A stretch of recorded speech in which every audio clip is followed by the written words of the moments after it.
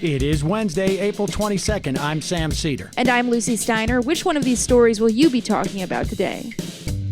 Winter will be worse.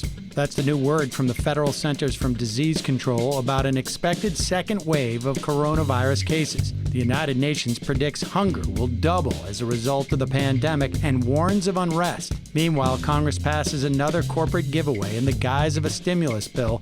Just down the road, Donald Trump asks Donald Trump if he can get a break on millions of dollars he owes the U.S. Treasury. And lastly, independent marijuana growers in Mexico are selling blood-free weed without the cartels. Credit goes to states north of the border that have legalized pot. You're listening to Majority.fm's AM Quickie, and these are the stories you need to know.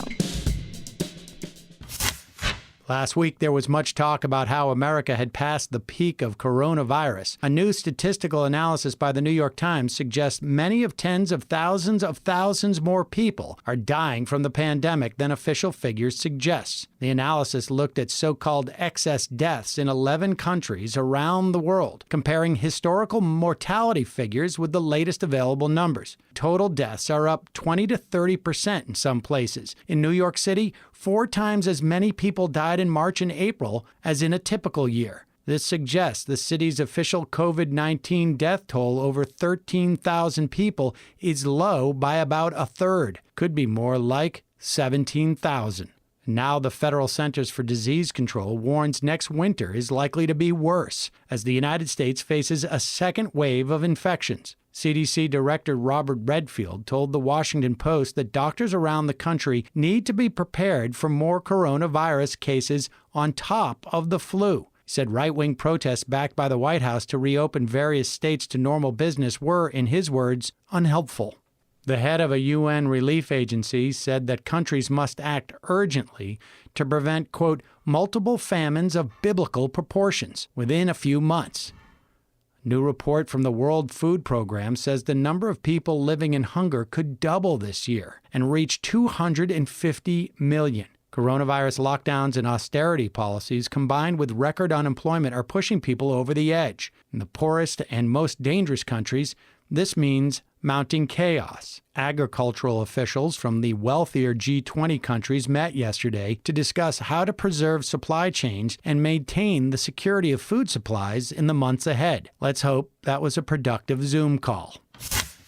Congressional Democratic leadership went along with Republicans on another corporate bailout bill yesterday, this one totaling nearly $500 billion, mostly for the same kind of small business loans that have been going to large chains, while actual small businesses report they're unable to access the money. Smaller portions are supposed to subsidize hospitals and pay for more coronavirus testing, but who knows?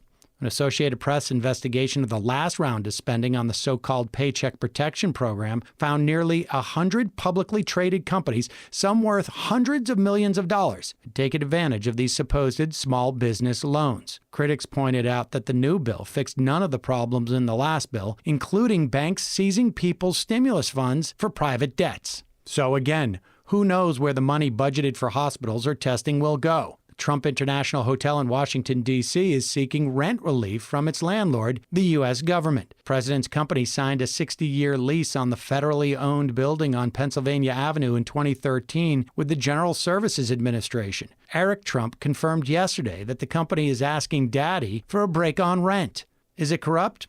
You betcha. The Trump Organization has also asked its creditors at Deutsche Bank for more time to repay its loans, this according to the New York Times. Gee, where will the banks go when they need another bailout? Perhaps Jared Kushner will sell all the masks and medical equipment he's been hoarding? A group of RNs stood outside the White House yesterday and read the names of healthcare workers who have died around the country fighting coronavirus. The protesters, led by a labor group, National Nurses United, told reporters about colleagues who had died because they lacked protective equipment. Maybe check with them how this latest bailout goes. Majority.fm's AM Quickie is fueled by JustCoffee.coop. Just Coffee is a worker-owned coffee roaster based in Madison, Wisconsin, that has sponsored the Majority Report for nearly a decade. Check out their collection of fair trade roasts, including our own Majority Report blend. And regardless of what you order, receive 10% off your order when you use the code MAJORITY at checkout. And all shipping is free. That's coupon code MAJORITY at JustCoffee.coop. It's not clear what the prospects are at this point for nationwide marijuana legislation in the U.S., but state-level legalization is already showing some of the benefits that advocates promised for decades. Vice News reported yesterday on a small but growing new market in Mexico of marijuana being grown and sold independently of the criminal cartels that control the drug trade and wield great power over many national institutions. The trend comes as Mexico's Congress considers a bill to legalize cannabis for most purposes, although that effort, along with everything else it seems, has been delayed by the coronavirus. In the meantime, independent farmers are cutting out the criminal middlemen by selling directly to dealers in the cities. Mexican consumers reportedly have developed an appreciation for highly refined and potent strains from the U.S., so they're actually importing seeds from north of the border. Farmers are doing their growing indoors in climate-controlled greenhouses. For now, the trade is boutique, small enough that the cartels are turning a blind eye. More importantly, legalization in many U.S. states has quickly made smuggling lower-quality, outdoor-grown Mexican marijuana a bad business for the cartels. Many farmers who used to produce that commodity weed for the cartels to export have turned to other crops, now fetching better prices. As for dealers, they report that being able to market their products as blood-free is good for sales. And now, for some quicker quickies. Quicker quickie. Once again, White House staff rushed to fill in the details of a policy after Trump announced it, this time with a suspension on all immigration he declared first on Twitter. In a speech last night, Trump announced a more limited 60-day pause on green cards, that is, on people seeking permanent residence. Temporary workers would reportedly not be affected. An executive order, the first expected yesterday, could come today. Top advisors to Democratic presidential candidate Joe Biden are reportedly fighting over how to handle the digital side of the campaign. According to Politico, one faction in the campaign wants to outsource the work to a company called Hawkfish, owned by the failed candidate and former Republican billionaire Mike Bloomberg. Another group of Biden's advisors say he would be crazy to place such trust in Bloomberg. This much is sure. Biden's digital staff is 1/4 the size of Trump's team, and it's smaller than Hillary Clinton's was at this point in 2016. This is one nimble campaign. A Democratic challenger to U.S. House Representative Rashida Talib of Michigan has been caught taking illegal campaign contributions that were, quote, pretty blatant, end quote, in the words of one law professor. The Intercept reported that Talib's primary challenger, the Detroit City Council president and former Congresswoman Brenda Jones, took thousands in donations from bank executives in excess of statutory limits. The banks manage public pensions. Experts called the case a classic violation of pay-to-play laws.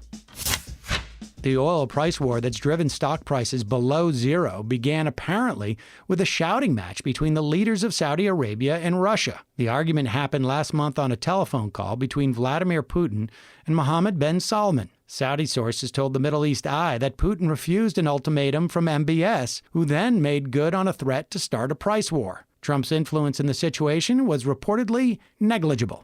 And here we are. Quicker quickie.